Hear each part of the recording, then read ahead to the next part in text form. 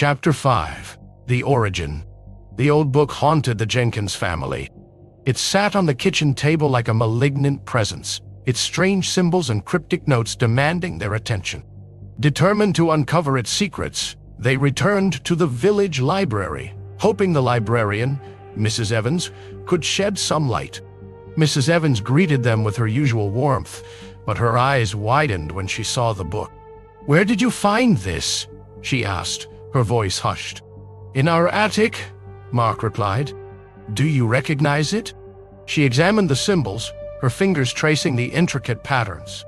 "These symbols are part of a local legend, one that speaks of an ancient society with a unique bond to the natural world."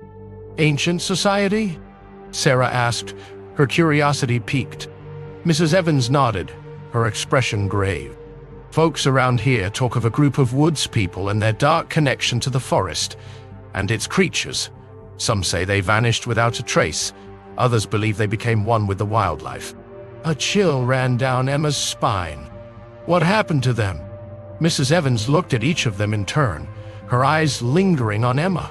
"No one knows for sure, but those symbols have been found every time there has been an incident." "Incident?" Mark looked concerned now. Noticing the concern on Mark's face reminded Mrs. Evans of the gravity of the situation. "I've said too much," she rushed as she turned to walk away. They left the library with more questions than answers, the weight of the book pressing down on them.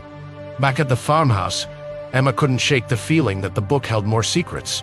She spent the afternoon poring over its pages, each symbol drawing her deeper into a world she couldn't comprehend but felt compelled to understand. As she traced her fingers over the symbols, her mind drifted to a time long past. She imagined a hidden society, living in harmony with nature, their secrets inscribed in this very book. In a dimly lit room, flickering candles cast eerie shadows on the walls. A figure hunched over a large table, carefully inscribing ancient symbols into a leather-bound book. The air was thick with the scent of herbs and the sound of whispered incantations. This group, the Lupercal, revered for their wisdom and their bond with the wolves of the forest. They lived in seclusion, their ways unknown to the outside world. The book, a sacred artifact, contained their knowledge, rituals, and secrets. Among the Lupercal, a select few had developed an extraordinary connection with wolves. These individuals could communicate with the pack, understanding their needs and desires. The wolves, in turn, protected the society, their intelligence and ferocity unmatched. The figure completed the final inscription, whispering a final incantation.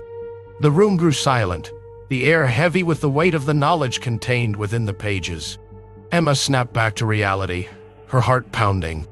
The connection between the book and the wolves seemed undeniable. She had to find out more. That evening, as the family gathered in the living room, Emma shared her thoughts. "This book, I think it's connected to the wolves." Mark and Sarah exchanged worried glances. "What do you mean?" Mark asked. Emma took a deep breath. "The librarian mentioned that they could communicate with wolves. I think this book contains their secrets. Maybe the wolves are still here, watching us." A heavy silence fell over the room. The idea seemed outlandish, but the strange occurrences in the book's mysteries made it hard to dismiss. As night fell, the family couldn't shake the feeling that they were being watched. The distant howls of wolves echoed through the darkness, a chilling reminder of the unknown forces at play. Determined to uncover the truth, the Jenkins family knew they had to continue their investigation.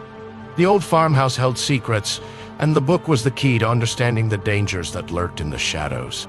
Their journey was just beginning, and they were prepared to face whatever lay ahead. Outside, in the darkness, yellow eyes watched the house. 8 wolves stood motionless like giant boulders, just beyond the tree line.